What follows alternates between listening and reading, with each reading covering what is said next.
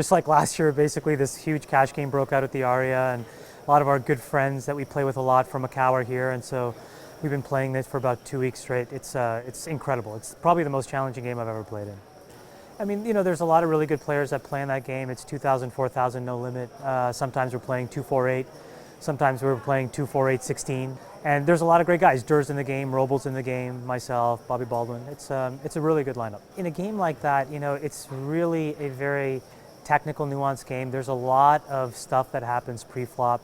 And to be quite honest, actually, the most important thing is what happens on the flop. And you have to learn to get away from hands. And so pots can be really small, a few $1,000s, and really, really, really big, and we can imagine what that is, but it's greater than hundreds of thousands. I made a small pre-flop raise, late position, 3-bet me, I 4-bet, he 5-bet, I 6-bet jammed. He was forced to call. I turn over aces, he turns over the 4-5 offsuit. We decided to run it twice, and I chopped the pot. When people walk in and you see what's happening, it's shocking almost, because you would never expect the aces to get cracked by the 4-5, but it happens. And that's the beauty of that game. It's just that you really don't know what people are holding a lot of the time. The tough thing about tournaments is that everything happens pre-flop. But the great thing about this stuff is you can see a lot of flops in a cash game, and then it's about the skill of being able to read a player, to trap people, to overplay, to semi-bluff, and there's like so many nuances there that it's a really challenging part of poker that a lot of times in tournaments, until you get really deep, you don't really get a chance to exercise and try out. In that game, nobody is there to make a living.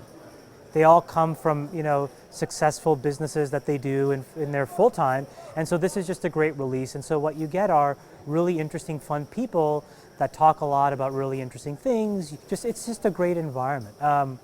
If you put a lot of sort of grinders in the game, I think it would change it. That's why, to be quite honest with you, I've gotten a little frustrated this year with a lot of the tournament play. Particularly the one drop was excruciatingly frustrating. A lot of these kids, I think, were playing their case money, and every decision took 3 or 4 minutes. People were tanking for 10, 15 minutes at a time. And to be quite honest with you, for me, it ruined it. I set a land speed record for busting the one drop, but I was glad to be out early. When I play in tournaments, what I see are really, really thoughtful, smart, young, but very mechanical thinkers. But when you play in cash games, there's this nuance about taking risk that very few of these young players have.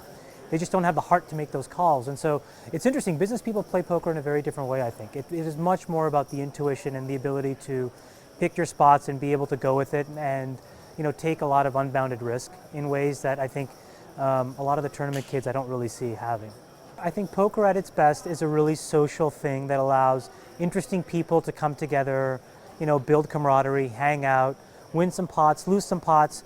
Not a lot of damage is done at the end of it all, but you had a great time, and you hopefully made some great friends and you learned something. To be honest with you, I play largely because that game to me represents the best players in the world, and it's the most challenging poker environment.